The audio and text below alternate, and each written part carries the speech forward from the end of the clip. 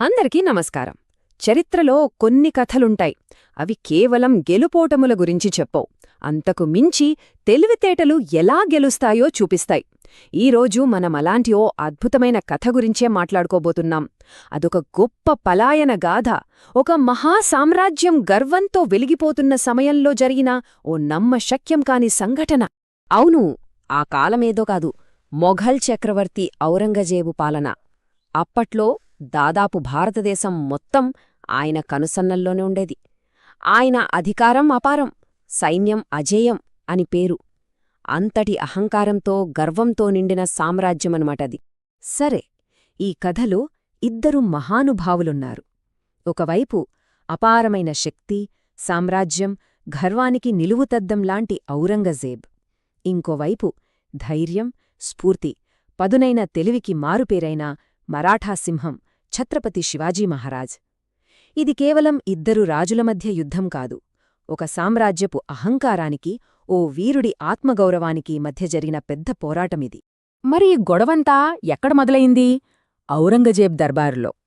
అక్కడ శివాజీ మహారాజుకు జరిగిన అవమానం ఆయనలో ఆగ్రహ జ్వాలలు రగిలించింది. ఆ కోపమే ఆయన్ని ఆగ్రహకోటలో బందీగా మార్చింది.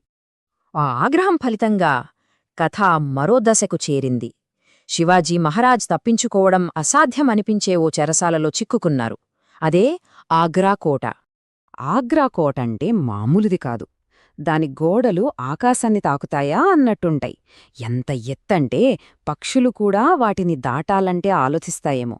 అలాంటి గోడల్ని మనుషులు దాటడం అసాధ్యం.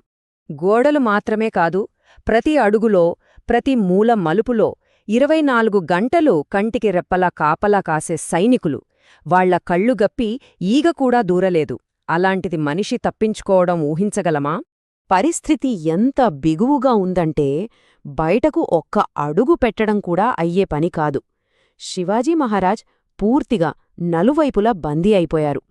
ఇక ఇది చూసిన వాళ్లందరూ ఒకటే అనుకున్నారు, మొఘల్ సామ్రాజ్యం కూడా ఫిక్స్ అయిపోయింది.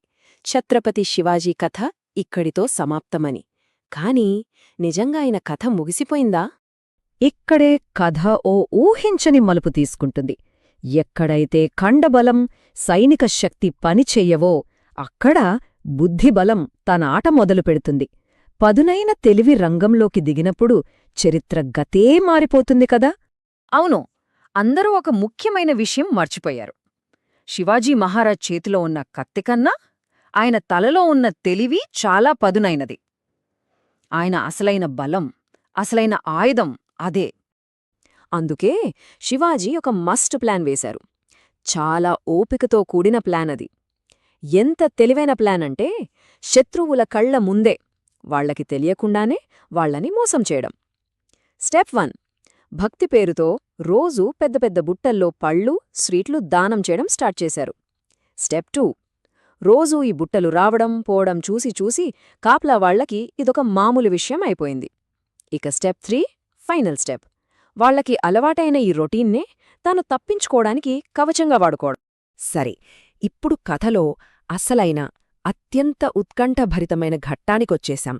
ఇది కేవలం ఒక ఖైదీ పారిపోవడం కాదు, అస్సలు కాదు. ఇది ఒక అజేయమైన సామ్రాజ్యం యొక్క గర్వానికి, దాని శక్తికి విసిరిన ఒక పెద్ద సవాల్. ఒకరోజు ఎప్పటిలాగే పెద్ద పెద్ద బుట్టలు కోటగేటు దాటి బయటికి వెళ్తున్నాయి. కాని ఆ రోజు ఆ బుట్టల్లో పళ్ళు లేవు, స్వీట్లు కూడా లేవు.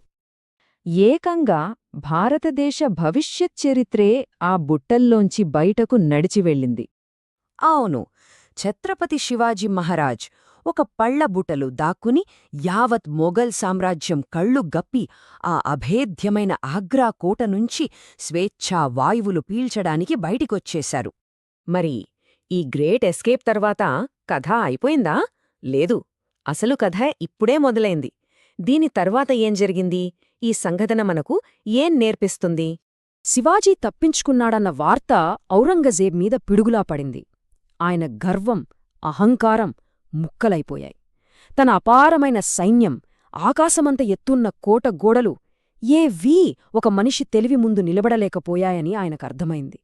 ఎందుకంటే ఈ సంఘటన ఒక గొప్ప నిజాన్ని ప్రపంచానికి చూపించింది. చేతిలో ఉన్న బలాన్ని ఎప్పుడో ఒకప్పుడు ఊడించొచ్చు, కాని మనసులో ఉన్న బుద్ధిని, తెలివిని ఎవరూ ఎప్పటికీ ఆపలేరు. ఈ అద్భుతమైన కథ నుంచి మనం నేర్చుకోవాల్సినవి 3 ముఖ్యమైన విషయాలున్నాయి. 1. శత్రువు ఎంత బలవంతుడైనా సరే తెలివి ఉంటే చాలు పరిష్కారం దొరుకుతుంది. 2. ఓపిక, సరైన ప్లానింగ్ కలిస్తే అసాధ్యమనుకున్నది కూడా సాధ్యమవుతుంది. ఇక 3. చాలా ముఖ్యమైనది, నిజమైన నాయకుడు యుద్ధంలో కత్తిపట్టి గెలవడం మాత్రమే కాదు, సంక్షోభంలో ధైర్యంగా నిలబడి గెలుస్తాడు. కాబట్టి చివరిగా ఈ కథ మన ముందు ఒక పెద్ద ప్రశ్నను ఉంచుతుంది. అసలైన శక్తి, నిజమైన బలం కండల్లో ఉంటుందా లేక బుర్రలో ఉంటుందా? ఈ చారిత్రక సంఘటనే దీనికి సమాధానమనిపిస్తోంది.